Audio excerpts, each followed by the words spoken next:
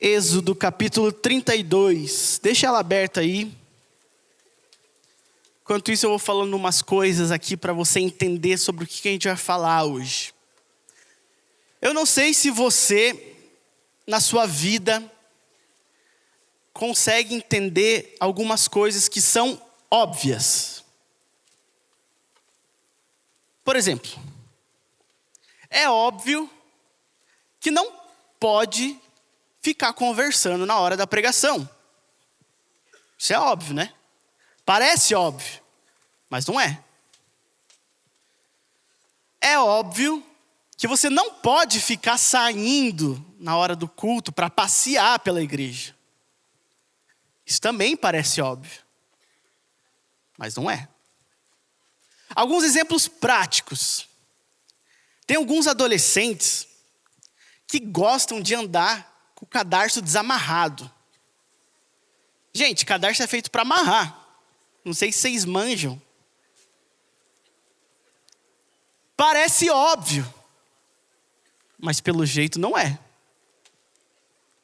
Eu não sei se quando você está na sua casa, você derruba alguma coisa no chão e você precisa juntar ele. Precisa juntar aquela coisa que você derrubou, porque senão você vai tomar uma bronca dos seus pais. Isso também parece óbvio, mas não é. Respeitar os pais e a mãe parece óbvio, mas pelo jeito não é. Respeitar as pessoas. Não dá para você sair sendo mal educado com todo mundo. Parece que é óbvio isso, mas também, pelo jeito, não é. O título da nossa mensagem de hoje é: parece óbvio, mas não é. Sua Bíblia está aberta aí em Êxodo, capítulo 32. A gente vai ler a partir do versículo 1. Se você está com o celular, ou enfim, você vai acompanhar a Bíblia pelo celular, eu vou ler na versão NVT. Se você quiser mudar aí, caso sua Bíblia seja NVT também, você já está, estamos em sintonia já. Preste atenção o que diz a palavra de Deus a partir do versículo 1. Quando o povo viu que Moisés demorava a descer do monte, reuniu-se ao redor de Arão e disse: tome uma providência, faça para nós deuses que nos guiem. Não sabemos o que aconteceu com esse Moisés, que nos trouxe da terra do Egito para cá. Arão respondeu: tirem as argolas de ouro das orelhas das suas mulheres e dos seus filhos e filhas e tragam para mim. Todos tiraram as argolas de ouro e levaram a Arão. E ele recebeu o ouro, derreteu e trabalhou nele, dando-lhe a forma de um bezerro. Quando o povo viu o bezerro, começou a exclamar: ó Israel, estes são os seus deuses que tiram da terra do Egito. Percebendo o entusiasmo do povo, Arão construiu um altar diante do bezerro e anunciou: amanhã haverá festa para o Senhor. Na manhã seguinte, o povo se levantou cedo para apresentar holocaustos e ofertas de paz. Depois, todos comeram e beberam e se entregaram à farra. Que texto importante que nós temos aqui. Quantos aqui gostam de ler livros diversos de história, enfim, de, Crônicas de Nárnia, tipo nesse nível assim? Gente, o Pentateuco, os 5 primeiros livros da Bíblia, para quem gosta de ler sobre história e tudo mais, vocês deviam comer esse livro todo mês, porque ele é muito rico em detalhes e a gente pode aprender muito com eles. E a gente acabou de ler um texto que é um completo absurdo. Você já vai entender o porquê. O povo de Israel estava lá como escravo no Egito. Chegou Moisés e falou: vamos todo mundo junto comigo, vocês estão libertos. E eles foram. O faraó mandou os soldados ir atrás do povo de Israel de novo. O mar vermelho se abriu, sabe essa história que Moisés abriu o mar vermelho? O povo de Israel passou, aí o mar fechou. E continuou a caminhada do povo de Israel até a terra prometida. Só que nesse tempo, Moisés foi guiando esse povo. E eles foram sem suprimento, eles não tinham muito para onde ir, Moisés também não sabia para onde ir, ele estava totalmente dependente de Deus. Só que Deus sempre estava provendo as coisas para eles. A palavra de Deus fala que uma nuvem guiava Moisés, que houve uma coluna de fogo para que o povo visse que Deus estava junto com aquele povo. Existia um monte que Moisés subia para falar diretamente com Deus. Diretamente com Deus. O próprio Deus se revelava para Moisés. Foi lá que ele escreveu a tábua dos 10 mandamentos. E ele descia do monte e falava para aquele povo o que Deus estava fazendo. Só que aquele povo era meio impaciente. Começou a ficar meio impaciente. E numa manhã, eles estavam reclamando de fome. E pasmem os senhores, eles receberam um maná, onde Deus mandou para ele o alimento, para que não faltasse. Vendo tudo isso, Moisés subiu ao monte para falar com Deus novamente. E aquele povo ficou impaciente de novo. Eles chegaram e falaram para Arão, que era das pessoas que também estavam coordenando ali junto com Moisés, e falou: nós não sabemos o que aconteceu com esse Moisés. Olha só que interessante, eles falam esse Moisés, parece que está falando de qualquer um ali. Por isso, nós queremos outro sinal de que Deus está com a gente. E eles começam a caminhar para um dos piores pecados que a Bíblia nos relata, que é a idolatria. Eles cansados, não sei pelo quê, porque dia após dia eles estavam sentindo e ouvindo Deus, eles estavam vendo que Deus estava com ele, e mesmo assim não era o suficiente. E eles falaram: nós cansamos de esperar Moisés. Faça para nós algo que represente a Deus. E então, Arão fez um bezerro de ouro. Para que servia esse bezerro de ouro? Nada mais é do que era uma representação de Deus. Alguns estudiosos vão falar que esse bezerro de ouro, se você pegar da tradução hebraica, do original, você vai ver que não é representando outros deuses, mas sim o próprio Deus. Eles queriam um Deus, algo que representasse o Deus, algo palpável que representasse o Deus, o próprio Yahvé.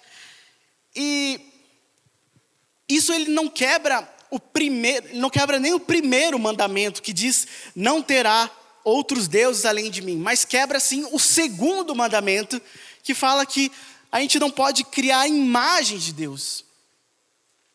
O pecado de idolatria é terrível. Quando eles moldam um bezerro, eles praticamente estão dizendo: esse é o nosso Deus. É como pôr Deus dentro de uma caixa. É dizer, esse é o Deus que eu gosto. É o Deus que eu mesmo fiz. Quando eles estão moldando o bezerro de ouro, é como eles estão falando: esse é o Deus que é a minha imagem e semelhança. Idolatria. Eles precisavam de alguém para adorar. Um dos piores pecados. Parece óbvio, mas para eles não eram. Todos nós temos os nossos bezerros. E nós precisamos quebrar os nossos bezerros. Hoje, a gente lê esse texto e acha até bizarro como o povo de Israel conseguiu ser tão negligente na presença de Deus. Você olha e pensa: cara, eles são muito burros até. Como é que eles têm acesso à presença de Deus e eles ainda assim querem um bezerro, uma estátua de ouro para ficar adorando?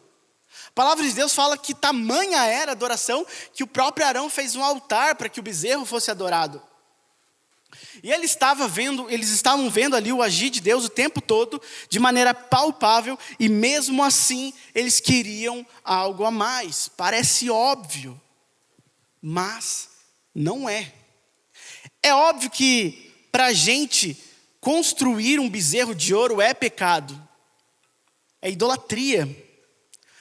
Mas não é óbvio que nós temos os nossos bezerros, que não precisam nem ser de ouro, mas também é pecado. Nós julgamos o povo de Israel, mas nós escondemos os nossos próprios bezerros de ouro. E qual tem sido o seu bezerro de ouro? Qual tem sido o seu local de idolatria? Alguns estudiosos vão falar que a idolatria, ela é a raiz de todo o pecado, vindo desde a época lá de Adão, quando ele praticamente diz: eu não preciso de Deus, eu dou conta de mim sozinho. E ele buscou outra alternativa. A idolatria é isso, quando nós deixamos de confiar em Deus e confiamos em qualquer outra coisa. Isso parece tão óbvio, mas pelo jeito não é. Por que que você olha para a vontade de Deus, consegue entender a vontade de Deus, e mesmo assim fala: puxa, e se eu fizer desse jeito aqui? Eu consigo dar um jeito que possa ser melhor para mim. Cristo, ele é suficiente nas nossas vidas. Mas pelo jeito não parece-se. Eu sei que vocês aqui amam a Deus. Ninguém aqui está desconfiando do amor que vocês sentem por Deus. Mas talvez nós não amamos a Ele o suficiente. Pare e pensa um pouco. Qual tem sido o seu bezerro de ouro? O que você tem colocado antes mesmo de Deus? Ah, mas eu não tenho nenhum ídolo. Vou fazer algo bem prático aqui para você descobrir qual que é o seu ídolo agora, tá? Existe uma frase e você vai completar na sua mente essa lacuna. Quando eu, tananã, aí eu serei feliz. Quando eu conseguir entrar na faculdade, aí eu vou ser feliz. Quando eu conseguir uma namorada, aí eu vou ser feliz. Quando eu conseguir um namorado, aí eu vou ser feliz. Quando eu conseguir passar de ano, sair da escola, aí eu vou ser feliz. Quando eu conseguir entrar num time para jogar futebol, aí eu vou ser feliz. O que tem feito você feliz? O que preencheria essa lacuna na sua vida? O que te deixaria feliz ao ponto de elevar essa situação dentro do seu coração com um altar e pedir e adorar todos os dias essa situação? O que te deixaria mais feliz do que a presença do Senhor? É óbvio que a idolatria é um pecado, mas pelo jeito não parece. E eu não vou nem falar aqui de rede social, tá? Não vou aqui nem falar que seu sonho é ter muitos seguidores. Não vou nem falar aqui que você quer viralizar em uma certa rede. Porque vocês já não precisam mais disso, né? Vocês já não pensam mais nisso. Mas o que tem colocado no seu coração, que tem ocupado o seu coração por muito mais tempo, que você nem mesmo enxerga o próprio maná que está na sua frente? Eu lembro que quando eu completei 18 anos, eu, diferente da maioria das pessoas, principalmente dos meninos, eu não fui tirar minha carteira com 18 anos. Eu conheço meninos aqui, estava até conversando com uns que transicionaram, falando: e aí, cara, você vai tirar a tua carteira? Eles: cara, meia-noite já estou mandando mensagem para a autoescola já. E eu falei: não quero. Estava no auge da minha vida cristã. Falei, meus amigos todos querendo tirar a carteira. Falei, não quero idolatrar um carro. Não preciso disso. Aí eu andava de bicicleta, né? Cara, aí eu comecei a andar de bicicleta e tudo mais. Enfim, continuei andando de bicicleta. E os meus amigos começaram a tirar a carteira. E eles começaram a perguntar, e aí, Zé, quando é que você vai tirar a carteira? Eu falei, não preciso disso. Sou feliz andando de bicicleta. E eu era realmente feliz. Só que existem algumas fases da vida que você precisa, né, crescer também. E tirar a carteira era alguma coisa que eu entendia como uma fase de crescimento na minha vida. Só que daí eu falei para um pastor que me acompanhava na época, eu falei, eu acho que os meus amigos estão idolatrando muito essa fase. Nada a ver. Para que tirar a carteira? O mundo já tem um monte de carro aí. Precisa de mais. Temos que andar de bicicleta. Menos poluição. Comecei a criar um monte de desculpas. E o pastor falou, cara, na verdade isso não é idolatria. Isso é crescer. Você só precisa crescer.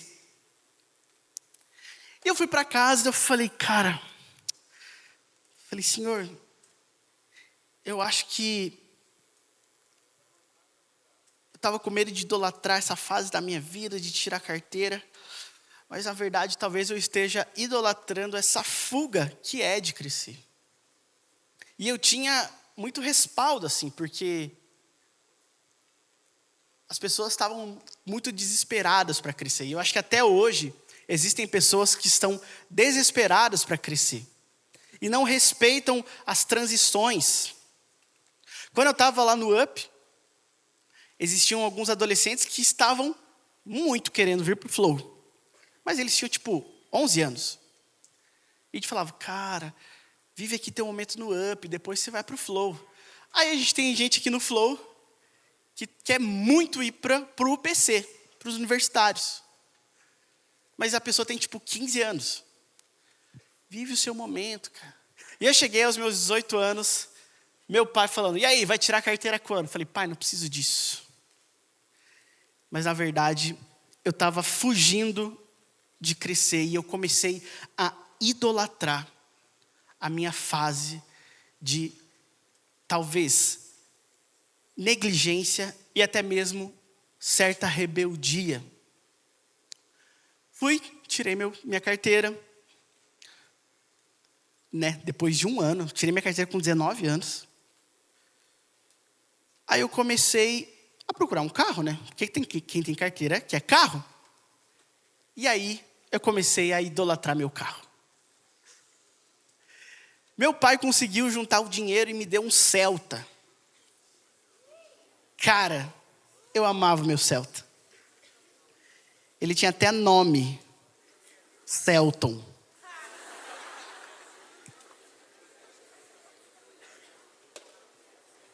E eu ia para cima e para baixo com o Celton. E eu amava aquele carro. Ele tinha umas rodas muito lindas. E eu lavava o pneu todo dia praticamente. Chegava em casa e passava um trocinho lá para deixar brilhando. Aí eu vim para a igreja certo dia com o meu carro. Aí todos os meus amigos já tinham carteira. Alguns estavam com carro, outros não. Eu falava, pode dirigir o meu carro. Aí, naquele dia, eu senti de verdade o que era o Senhor falando sobre idolatria. Tinha uma vigília que aconteceu aqui na nossa igreja. E eu falei, Senhor, eu sinto que eu não estou totalmente ligado com o Senhor. O que está me atrapalhando? O seu carro. Falei, pronto, vai mandar eu dar meu carro agora. O Senhor Jesus falou muito claro ao meu coração. Está crescendo uma idolatria que você nunca viu antes. Primeiro eu idolatrava uma fase que não era uma fase de rebeldia, uma fase de negligência. Depois eu achava que estava fazendo a vontade de Deus e comecei a idolatrar o meu carro, idolatrar a fase que eu estava vivendo. O que você está idolatrando hoje? Talvez seja a fase de célula que você está vivendo, a sua célula está indo muito bem e você compara a sua célula aos outros. Talvez dentro da escola, você é uma das pessoas mais inteligentes ali da escola e você começa a comparar a sua inteligência e você começa a criar um altar no seu coração porque você é o mais inteligente e você começa a adorar o seu próprio eu. Você se olha no espelho, o cara vai lá na academia, puxa um ferro lá por um mês, vê que está crescendo uma definição no braço e já começa. Uou. Regatas. O que você tem idolatrado? Ah, Zé, mas tudo que eu faço é idolatria, então? Se tira Deus do altar do seu coração, é idolatria. Eu vou te dar um exemplo muito prático de uma idolatria que eu luto diariamente. E essa idolatria se chama Clube Atlético Paranaense.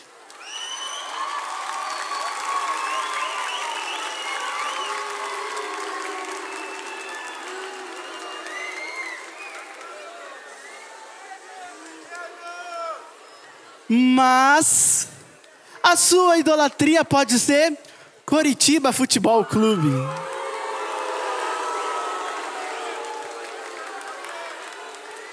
A sua idolatria pode ser Corinthians. Meu Deus, mas tem gente que não gosta de nada aqui. A sua idolatria pode ser Palmeiras.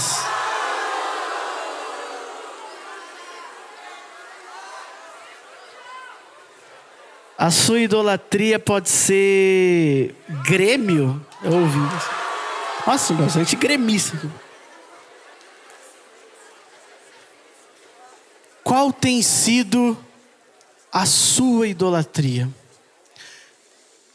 Eu estava vendo, eu falo do Atlético ali, eu estava brincando, mas mais ou menos brincando, na verdade. Enfim, rolou um jogo uma vez, uma época lá, e o Atlético jogou mal.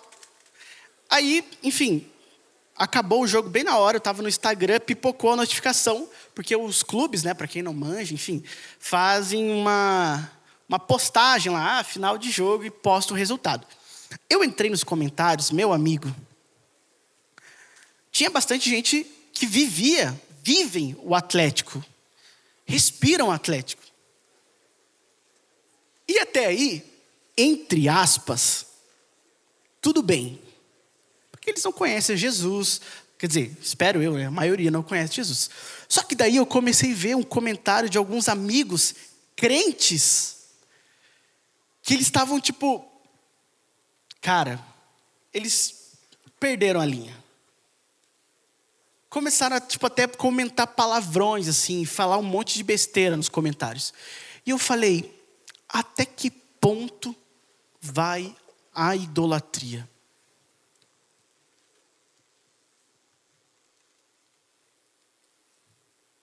É óbvio que a idolatria é um pecado. É óbvio que desagrada a Deus. Mas mesmo assim, nós fazemos. Inconscientemente ou conscientemente, estamos dia após dia atrás de um bezerro de ouro para as nossas vidas. Da mesma maneira que o povo de Israel fez. Às vezes a gente faz isso com uma intenção boa, igual o povo de Israel fez. Eles levantaram um bezerro de ouro nas melhores das intenções ali, para adorar um Deus, mas eles acabaram pecando. Qual tem sido o seu bezerro de ouro? Qual tem sido a sua idolatria? Não é meio óbvio que isso é pecado?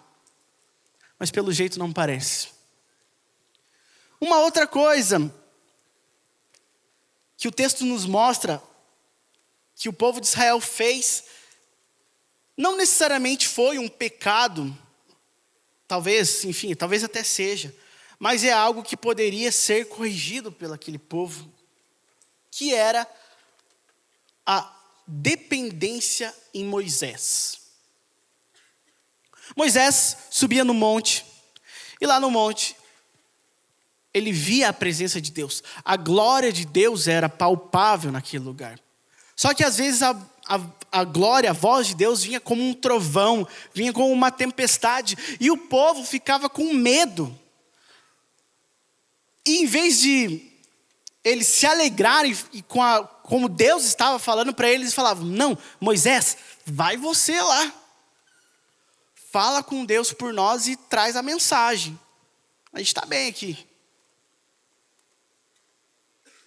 Às vezes a gente busca alguns intermediadores na nossa fé. E é meio óbvio que você precisa ter uma intimidade com o Senhor. Essa foi a segunda pisada na bola, digamos assim, que o povo de Israel fez. Moisés virou o intermediário daquele povo. Deus, ele pedia para aquele povo, ele ansiava para que aquele povo confiasse 100% nele, para que ele pudesse ter uma intimidade com eles. Só que eles não queriam isso. Eles estavam muito satisfeitos que Moisés subia no monte, trazia o recado e vida que segue. Quando Moisés subiu lá no monte, aquele povo perdeu a paciência, chegou até Arão e falou: eu não sei o que aconteceu com esse tal Moisés aí, mas faz alguma coisa que a gente já está impaciente aqui. Teve algumas pessoas que até reclamaram, porque Moisés tinha tirado ele do Egito. Melhor era eu ter ficado lá no Egito como escravo do que indo aqui à terra prometida. As pessoas começavam a perder a paciência. Tanto é que depois que eles pecaram, a palavra de Deus vai contar ali que eles pecaram. Moisés desceu do monte onde ele estava, viu o bezerro de ouro, destruiu o bezerro de ouro. Ele destruiu as tábuas da lei. E a palavra de Deus vai falar que Deus ficou indignado com aquele povo. Então Moisés subiu até Deus, até o monte, para falar com o Senhor de novo, falando: Senhor, realmente foi algo terrível o que eles fizeram. Mas por favor, risque o meu nome do livro da vida. Risque o meu nome, mas não risque o desse povo. Moisés intermediou por esse povo mais uma vez, mesmo eles não merecendo.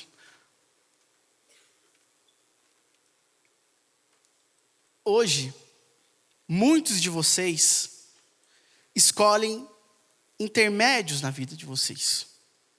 A palavra de Deus, isso é uma coisa boa. Ela está acessível a muitos lugares hoje.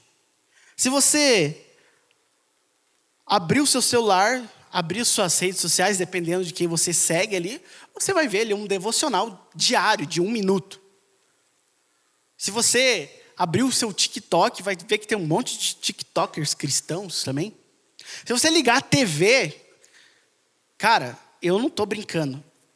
Se você ligar a TV qualquer horário, num determinado canal, obviamente, você vai ver cultos, pregações, momento de oração. A palavra de Deus, ela está muito acessível. Isso é algo excelente, porque existem pessoas hoje que estão sendo mortas por lerem a Bíblia escondida. E hoje nós temos livre acesso à palavra do Senhor. Só que existe um problema nisso. Que às vezes alguns cristãos usam isso para ser um bate-ponto nas suas vidas cristãs. Eles vão lá bater o ponto. Quem trabalha entende o que é bater ponto. Para você que não trabalha, eu vou te explicar. Você vai lá, quando você vai entrar no seu trabalho, você precisa bater o seu ponto, para o sistema começar a entender que você está começando a trabalhar, e quando você vai embora, você bate o ponto para ir embora. Aí o seu gerente vai pegar lá no sistema, ó, fulano entrou tal horário e saiu tal horário de serviço. Toda essa tecnologia está causando com que alguns crentes batam um ponto nas suas vidas com Deus. Esses dias eu encontrei um adolescente, eu estava esperando o elevador aqui, e, cara, parecia um adolescente, ele me cumprimentou, né? Bom. Aí ele começou a puxar assunto, não sei o quê. Daí eu falei, cara, você tem célula? Ele falou, tenho. Você tem discipulado? Você está fazendo discipulado? Ele, não comecei ainda, mas já combinei que a gente vai começar lá com fulano, enfim. Eu falei, que legal, cara. Daí ele me perguntou, Zé, qual livro você me recomenda para não sei o quê, não sei o quê? Eu falei, cara, tenta ler uns livros mais para novo na fé, né? Já que ele era recém-convertido e tudo mais. Eu perguntei, o que você tem feito de livro de devocional? Ele falou, o meu devocional eu faço no TikTok. Eu falei, sério, cara? Me explica. Daí a gente pegou o elevador e entrou no elevador dele. É que tem uns vídeos lá que eu assisto, que é de 1,5 minutos, e toda noite eu chego, oro, ligo o vídeo, oro, e acabou. E essa tem sido a minha vida de devocional. Eu falei, sério? Nisso eu percebi que existem alguns cristãos que estão apenas batendo ponto na vida com Deus. E aquele povo de Israel estava apenas batendo ponto numa vida com Deus. Talvez você conheça algumas pessoas que nunca vêm na igreja, que você está chamando para vir para a igreja, e quando ele vem, ele faz questão de postar, né? Só agradece, né? Somente agradecer. E depois ele volta para a sua vida no cotidiano totalmente virado. É óbvio que a gente precisa se relacionar com o Senhor de forma individual. Mas por eles terem Moisés, não foi tão óbvio por ele ter um intermediador. Hoje talvez você demore a semana inteira para vir até aqui, sexta-feira, e aqui você ter um momento de oração, e aqui você orar, aqui você ler a sua Bíblia, você pegar a sua Bíblia, se você trouxer uma Bíblia, né? E você tem esse tempo aqui de 3 horas de culto, e depois você sai comer com seus amigos, e depois você vai para uma vida totalmente aleatória. Você passa a semana inteira vivendo essa vida, mas sexta-feira você precisa vir bater o seu ponto. O que você tem feito para se relacionar com Deus? E existem pessoas aqui, gente, não vou ser injusto, que se relacionam com o Senhor. Talvez sejam até a maioria daqui. Mas existem aquelas pessoas que não querem saber de fazer devocional, de ler a Bíblia, mas mesmo assim, quando eles vêm aqui no culto, eles oram e falam, Senhor, por que o Senhor não me responde? Senhor, por que o Senhor não ouve o meu clamor, a minha oração? Simplesmente porque você não quer ter uma vida de devoção com Ele. Você não quer ter uma vida que alegre o Senhor. Você quer apenas algo instantâneo.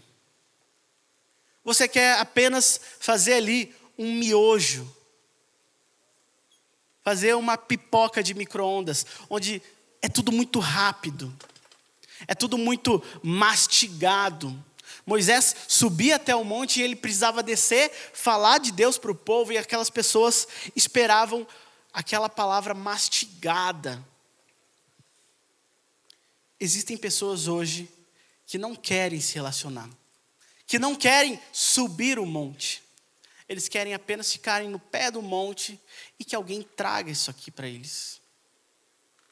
Talvez seja você numa célula, você no próprio discipulado, você aqui no culto, que tem feito você buscar o Senhor? Se é que você tem buscado ao Senhor. A palavra de Deus, ela tem poder para transformar a sua vida. E existem inúmeros casos de adolescentes que chegam aqui e falam: eu sinto que eu não tenho transformação, não tem como eu mudar. Você leu a Bíblia? Não, não tenho o costume de ler. E como é que você quer mudança? Eu quero que aconteça algo extraordinário, sobrenatural. O nosso problema é que hoje a gente espera muito do extraordinário. E não quer viver a intimidade com o Senhor dentro do nosso quarto. Talvez você viva coisas sobrenaturais dentro do seu quarto, não é uma crítica a isso, longe disso. Mas é que a gente não discerne entre estar aqui, vivendo algo extraordinário num culto, com uma iluminação linda, com uma banda linda, com uma equipe que é exclusiva para que a transmissão seja feita, para que o som seja feito.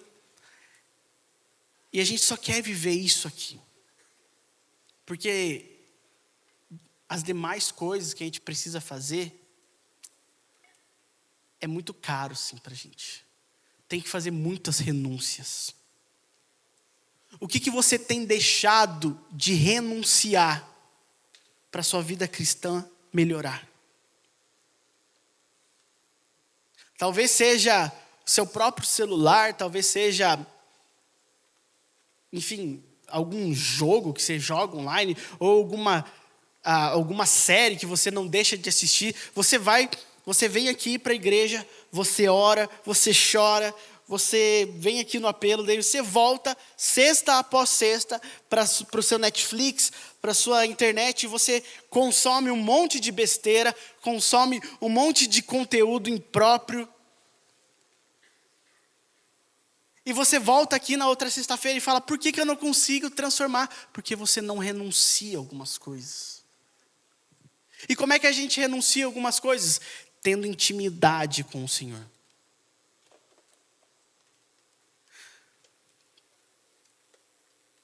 Eu tô namorando, né? Minha namorada linda está aqui me assistindo. E é interessante que isso até é um aviso aos homens, né? Que quando você começa a namorar, você começa a renunciar a algumas coisas. E não é por, medo de ficar solteiro. Mas é porque você não está mais sozinho ali. Você precisa não prestar contas, mas você precisa estar em sintonia com o seu namorado ou com a sua namorada. E eu comecei a renunciar a algumas coisas quando eu namorava. A gente sentava e a gente conversava. E ela me falava: eu acho que isso aqui não é legal, isso aqui é legal da gente fazer. Às vezes a gente está conversando e uma palavra acaba sendo mais atravessada e ela fala: isso aqui não foi muito legal o que você falou. Ou eu falo: isso aqui não é muito legal o que você falou. Um namoro, um relacionamento, ele é criado com adaptações. E quando você tem uma vida de relacionamento com o Senhor, as coisas vão se adaptando com a medida do tempo. Você chega até Jesus, você expõe os seus pecados, você clama por uma cura, porque eu acredito que quando você confessa o seu pecado, você quer ser curado desse pecado. Você não quer mais fazer esse pecado. E Jesus fala: tudo bem, você pode até ser curado disso, mas para isso você precisa renunciar a isso, e isso, aquilo e aquilo. E você vai podando a sua vida com Deus. Existem pessoas que têm paciência para podar a sua vida com Deus. Mas existem pessoas que não têm paciência. E o povo de Israel foi um povo que não teve paciência. O o seu intermédio, aquela pessoa que trazia a mensagem de Deus já não estava voltando e eles preferiram ir por um caminho mais curto. Talvez você que se alimenta de sexta após sexta, você não consegue nem esperar sexta-feira chegar. Você sai daqui sexta-feira e um pingo de vida com Deus que você exercita aqui, você vai conseguindo levar até segunda, terça ali, mas na quarta você já desabou em pecado. Porque você não manteve essa vida com Deus. Você não manteve em exercício aquilo que você aprendeu. Você não pôs combustível naquilo que você aprendeu. Vou te dar um exemplo muito claro. Você lembra do meu carro? O Celton. Depois de um tempo eu mudei o nome dele para Zelta. Eu era um cara, eu tirei minha carteira, depois de todo aquele rolo da idolatria, eu comecei a não idolatrar mais o meu carro. E é engraçado, né? Para um carro funcionar, você precisa manter a manutenção dele em dia e tudo mais, e você precisa pôr combustível nele. E eu era meio pão duro, assim. E eu colocava tipo 20 reais de gasolina, assim. Põe vintão aí. Aí um dia eu estava saindo aqui da igreja, um sábado à noite, e eu vi, cara, eu liguei o carro, o meu ponteiro, ele em vez de mexer assim, né, tipo, para vocês que não dirigem, enfim, quando você liga o carro, ou vocês já viram no pai de vocês, a mãe de vocês, o ponteiro indica a gasolina onde está. O meu ponteiro, gente, olha que interessante, da mesma... É natural isso na minha vida, pelo jeito. Quando eu ficava de recuperação, eu precisava tirar 120. O meu ponteiro, em vez de ele subir, ele foi para baixo do limite. Nem sabia que isso era possível. Era sinal que não tinha nenhuma gota de gasolina dentro do meu carro. Eu falei, cara, isso aqui é movido pela fé, isso aqui. Fui. Falei, acho que eu consigo chegar até tal posto lá perto de casa. Aí, beleza. Fui indo, taranã, taranã. Aí eu acho que foi um discernimento de Deus naquele momento, de verdade. Eu falei, cara, eu acho que eu não posso esperar até aquele posto. Eu preciso parar em outro posto para abastecer. E eu enxerguei um posto, bem lá no fundo. Falei, tá aberto lá, vou lá. E fui.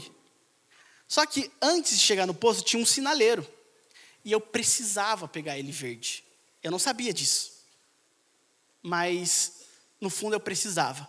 Porque ele ficou vermelho, eu parei e acabou a gasolina.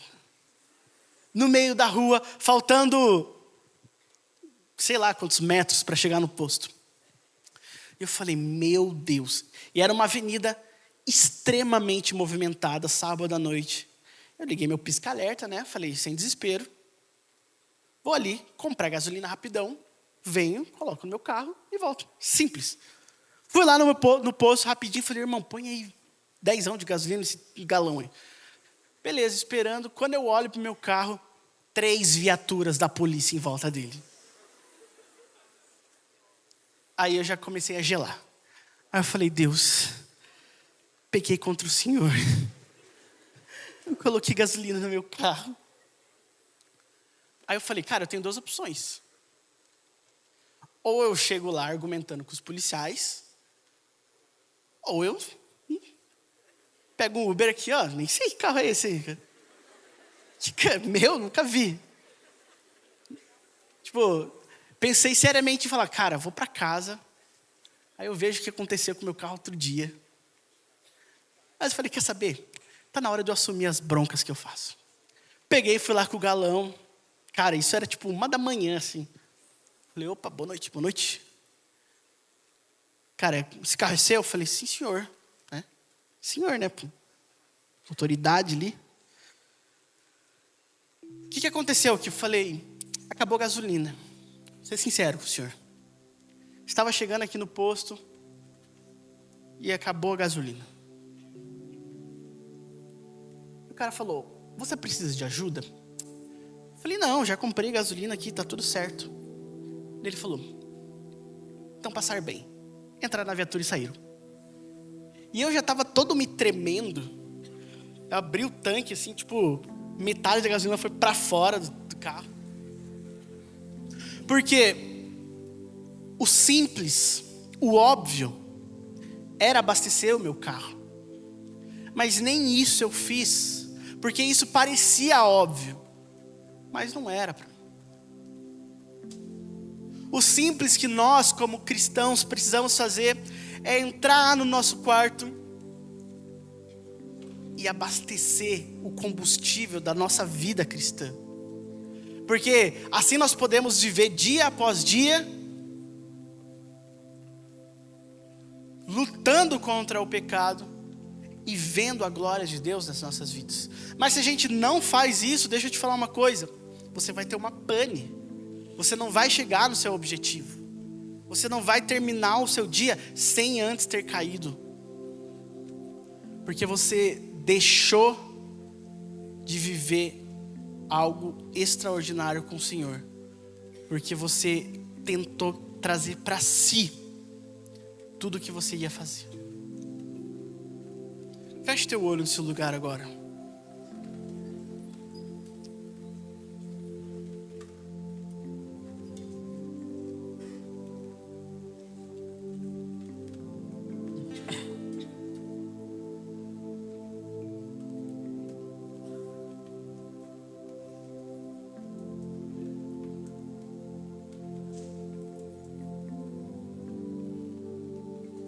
O que tem faltado para você crescer em intimidade com Deus?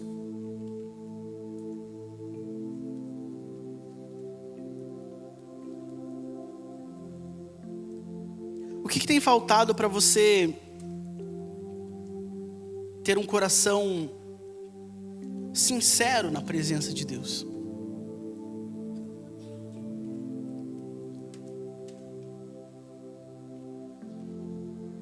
Até quando a gente vai colocar desculpas nas nossas vidas pelo momento que a gente está vivendo? Ah, eu fiz isso porque eu estava mal no dia. Ah, eu acabei falando uns palavrão lá porque eu estava irritado no dia, meu dia não foi bem. Até quando a gente vai culpar todo mundo, menos culpar o nosso próprio coração?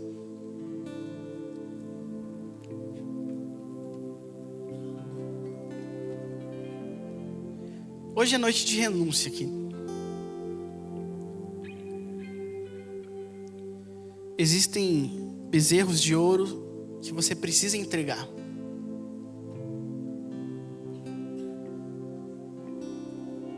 Existem renúncias que você precisa fazer. E existem compromissos que você precisa fazer.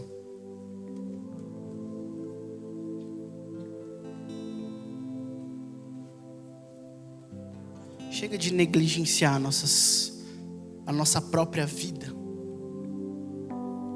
os nossos erros, de passar tudo para outra pessoa, culpar outras pessoas, sendo que o problema está em nós, está no nosso coração, está na nossa falta de vergonha na cara mesmo, de falar: eu errei, mas eu não quero mais errar.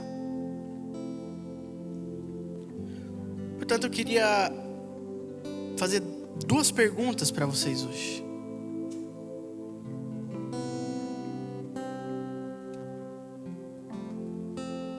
Você tem criado ídolos na sua vida?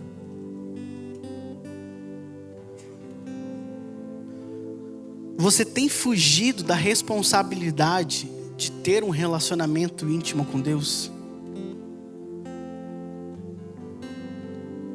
Se você, sem medo, é uma dessas 2 pessoas que tem criado ídolos, que tem fugido de uma responsabilidade de ter uma intimidade com o Senhor, queria que você ficasse de pé no seu lugar agora, para a gente orar junto.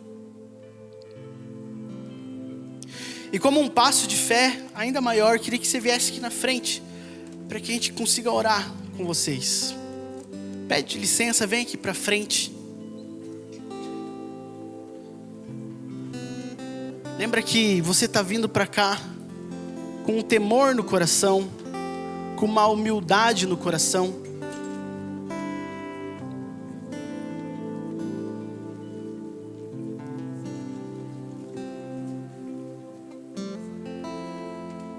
Se você chegar aqui na frente, se você quiser se ajoelhar, se você quiser sentar, se você quiser ficar de pé mesmo. Esse aqui não é um ambiente mais santo do que a sua cadeira. Não é que você vir aqui para frente vai ter mais efeito do que você orar na sua cadeira.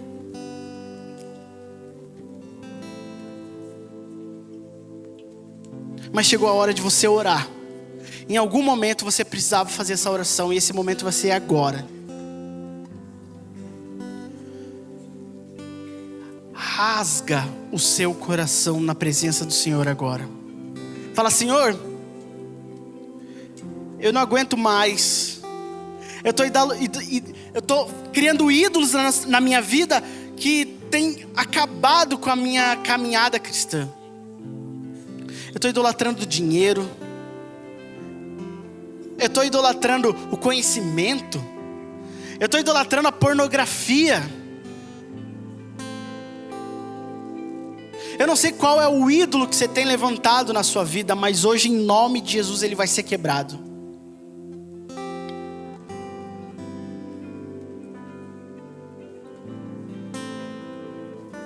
Rasga o seu coração, abre a sua boca e fala: Senhor,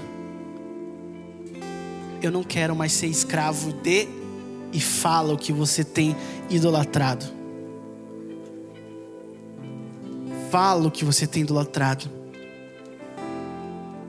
Se você veio aqui para frente querendo intimidade com o Senhor, fala: Senhor, eu não quero mais fugir das minhas responsabilidades.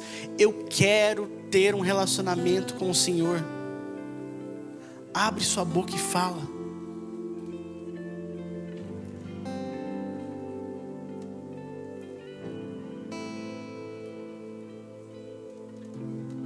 Começa a orar. Senhor, nós estamos com o coração abertos aqui nessa noite, Deus, clamando por misericórdia, Jesus, clamando por uma intervenção que vem dos céus, Pai. Pai, com a máxima humildade, Deus, e com temor no coração, nós pedimos, Deus, que o Senhor esteja invadindo os nossos corações hoje, Pai. Pai, existem ídolos que nós temos levantados, Deus. Existem ídolos que nós temos colocado no nosso coração, Jesus. Nós tiramos, Pai, o Senhor do trono e colocamos outras coisas, Pai. E isso acontece dia após dia, Deus, mas nós não queremos mais que isso aconteça, Deus. Por isso nós estamos aqui na frente, Deus. Senhor, na autoridade do nome de Jesus, Pai, quebra correntes agora, Deus. Pai, que toda idolatria que foi levantada dos nossos corações, que caia por terra em nome de Jesus, Deus. Que apenas o Senhor fique, Pai. Que apenas o Senhor se mantenha no nosso coração, Deus. Ah, Senhor, nós não queremos mais ser escravo do medo, ser escravo do pecado, Jesus. Nós queremos apenas, Deus, servir ao Senhor, Deus. Apenas servir o Senhor, Jesus. Pai, se a gente precisar entregar alguma coisa, Deus, renunciar algumas coisas, Pai, que assim seja feita, Deus. Pai, e que não fuja de nós, Deus, a responsabilidade de ter uma vida íntima com o Senhor, Pai. O nosso desejo é que o Senhor olhe aqui para a terra, Deus, e encontre o nosso coração como de um verdadeiro adorador, Deus. Que o Senhor olhe para nós, Pai, Que o Senhor olhe para o nosso coração e veja um coração de um adorador. Que a gente tenha um coração puro, livre de pecados, Deus. Que em nome de Jesus, Pai, o Senhor olhe para nós e reconheça a gente pelo nome, pelo ouvir falar, Deus. Porque tamanha será a nossa intimidade com o Senhor, Pai. Tamanha será a nossa intimidade com o Senhor, que o Senhor vai reconhecer nosso próprio suspiro, Deus. O Senhor vai ouvir o nosso suspiro e vai falar: eu te conheço, porque eu vejo você todo dia no seu quarto de joelhos, orando, clamando. Deus, que até o nosso suspiro o Senhor conheça, Pai. Tamanha intimidade com o Senhor, Deus. Pai, nós entregamos tudo, renunciamos tudo.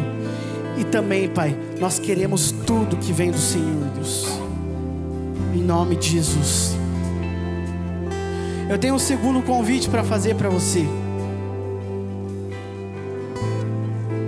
Talvez você tenha vindo aqui para a igreja,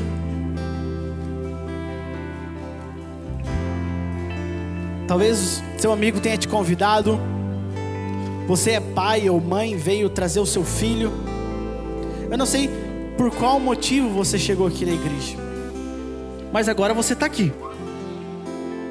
E deixa eu te falar uma coisa. Quando eu tinha 16 anos, eu vim aqui num culto de adolescentes que era lá no ginásio. Era um lugar bem menor que esse.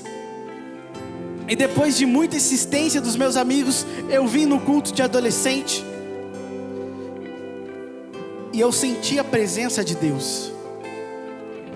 A presença de Deus foi real na minha vida. Depois daquele dia, eu não podia mais andar da mesma maneira que eu andava. Eu precisava seguir o Senhor. E eu entreguei a minha vida a Deus. Um menino de 16 anos, que só queria saber de zoar na vida, só queria saber de não ter responsabilidades. Naquele momento eu firmei uma responsabilidade com o Rei dos Reis e com o Senhor dos Senhores, entregando minha vida ao Senhor e falando: Senhor, eis-me aqui, usa a minha vida da maneira que você quiser.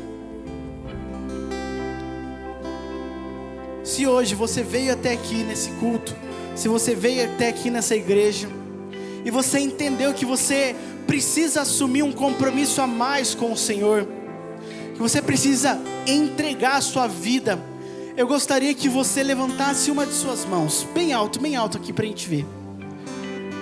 Deus abençoe. Deus, olha quanta gente aqui na frente. Levanta bem alto, bem alto.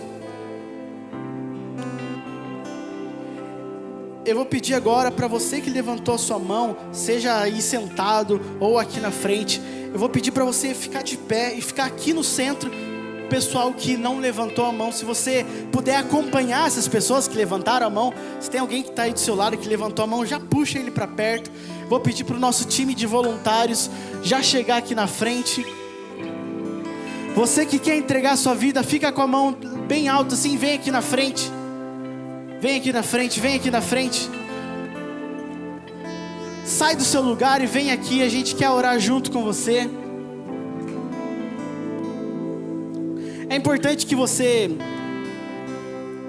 venha aqui na frente e fique com as mãos levantadas para a gente te identificar. Vem aqui na frente. Olha, tem muitos meninos aqui. Cadê os líderes de célula desse ministério? Vem aqui, ó, tem bastante menino aqui na frente.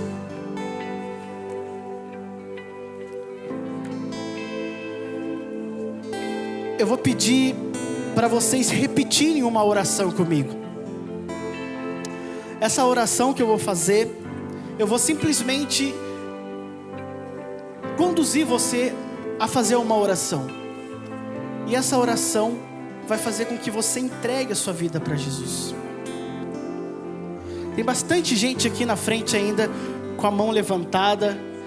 Meninos aqui, ó, cadê os meninos? Líderes de célula. E quando eu for falando essa oração, eu vou pedir para você repetir essa oração. Você entendeu? Eu falo e você repete. Eu vou te conduzir a orar. E depois que eu orar, você vai ver que tem esse QR Code.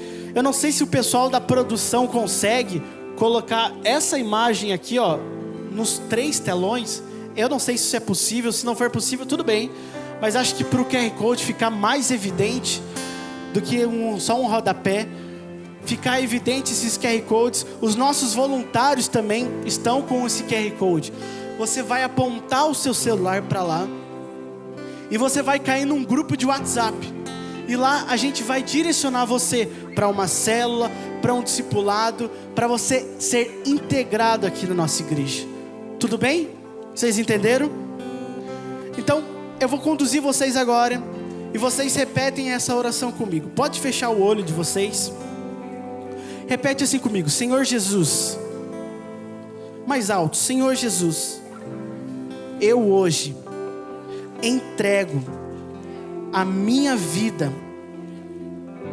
nas tuas mãos. Senhor Jesus, eu reconheço que sou pecador, mas hoje eu me arrependo. Entra no meu coração e faz morada dentro de mim. Em nome de Jesus.